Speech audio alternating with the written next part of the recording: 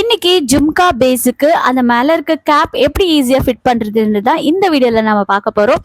And இதுலயும் ஒரு குட்டி டிப்பை நான் சொல்லியிருக்கேன். வீடியோ ஸ்கிப் பண்ணாம ஃபுல்லா பாருங்க, அப்பதான் உங்களுக்கு அந்த டிப் என்னன்றது தெரியும். அண்ட் இது வந்துட்டு சண்டே போயிட்டு இருந்த ஒர்க்கை தான் நான் இன்னைக்கு அப்லோட் பண்ணியிருக்கேன் வீடியோவை. அண்ட் இந்த எல்லா ஜும்காஸுக்குமே நான் கேப் எல்லாத்தையும் ஃபிட் பண்ணிட்டேன். அண்ட் இது வந்துட்டு க்ளீனாக எப்படி ஃபிட் பண்ணுறது அப்படின்றது தான் இன்றைக்கி நம்ம பார்க்க போகிறோம். இந்த மாதிரி ஒட்டி முடிச்சதுக்கப்புறம் ஜஸ்ட் லைட்டாக இப்படி ப்ரெஸ் பண்ணி விடுங்க. அண்ட் இப்படி ப்ரெஸ் பண்ணிவிட்டு நம்ம பேக் சைடில் திருப்பி பார்த்தோம்னா ஹோல்ஸ் தெரியணும். அது தெரிஞ்சிச்சுன்னா நமக்கு அந்த ஹெட்பின் எல்லாம் போடுறதுக்கு ஈஸியாக இருக்கும். எல்லாத்தையும் நீங்கள் இந்த மாதிரி ப்ரெஸ் பண்ணிவிட்டு ஒரு வாட்டி செக் பண்ணி பாருங்கள் அந்த ஹோல் தெரியுதான். இந்த மாதிரி தெரிஞ்சிச்சுன்னா நமக்கு ஹெட்பின் போட்டு ஃபர்தராக நம்ம ஸ்டட் எல்லாம் அட்டாச் பண்ணுறதுக்கு ரொம்ப ஈஸியாக இருக்கும்.